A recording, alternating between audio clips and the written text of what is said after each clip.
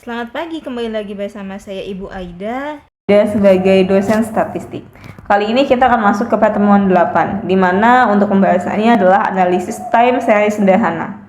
Yang pertama dalam analisis time series sederhana ada komponen deret waktu. Komponen data deret waktu dalam analisis sederhana waktu umumnya dibentuk 4 komponen utama. Ada yang pertama adalah tren gerakan jangka panjang yang menunjukkan kecenderungan data untuk meningkat atau menurun dalam jangka waktu yang lama. Contoh, pertumbuhan penduduk, kenaikan harga barang secara umum. Yang selanjutnya ada variasi musiman, yaitu fluktuasi yang berulang secara teratur dalam jangka waktu kurang dari 1 tahun, misal bulanan atau triwulanan. Contoh, penjualan baju muslim meningkat menjelang lebaran atau penjualan payung meningkat saat musim hujan. Selanjutnya ada variasi siklis atau simbolnya adalah C. Gelombang naik turun jangka panjang di sekitar garis tren yang biasanya memakan waktu lebih dari 1 tahun. Biasanya berkaitan dengan siklus bisnis, masa resesi, pemulihan, dan kemakmuran. Lalu selanjutnya ada variasi acak, yaitu gerakan sporadis yang tidak terduga dan tidak memiliki pola, disebabkan oleh peristiwa kebetulan seperti bencana alam, perang, atau pandemi. Yang kedua, metode analisis tren linear sederhana. Untuk menentukan arah tren dan membuat peramalan sederhana, ada beberapa metode manual yang sangat populer.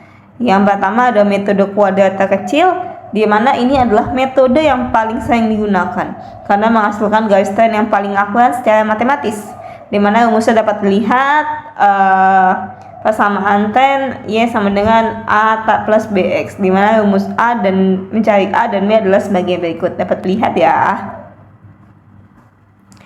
Catatan penting, metode ini mensyaratkan jumlah nilai X harus sama dengan 0, sigma X sama dengan 0. Jika jumlah data ganjil, nilai X untuk tahun tengah adalah 0, tahun-tahun sebelumnya bernilai min 1, min 2, min 3. Dan tahun setelahnya 1, 2, 3.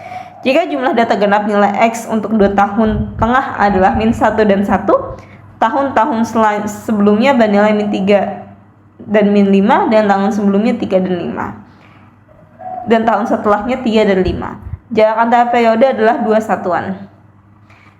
Selanjutnya ada metode setengah rata-rata. Metode ini membagi data menjadi 2 bagian yang sama besar. Yang pertama, bagi data historis menjadi kelompok 1 dan kelompok 2. Hitung rata-rata hitung untuk masing-masing kelompok K1 dan K2. Nilai K1 akan menjadi nilai alfa atau konstanta. Nilai B, kemiringan atau gradien, dicari dengan rumus B sama dengan K2 kurang 1 dibagi N, di mana N adalah jarak periode antara tahun pusat kelompok 1 dan kelompok 2. Selanjutnya ada metode rata-rata bergerak. Metode ini digunakan untuk menatakan fluktuasi data jangka pendek dengan cara menghitung nilai rata-rata dari sejumlah data secara berurutan. Contoh, 3 tahunan, rata-rata periode pertama didapat dari data 1, data 2, data 3, dibagi 3. Dan rata-rata periode kedua didapat dari data 2 tambah data 3 tambah data 4 dibagi 3, dan seterusnya. Sangat berguna untuk melihat arah tren murni tanpa diganggu oleh riak data musiman.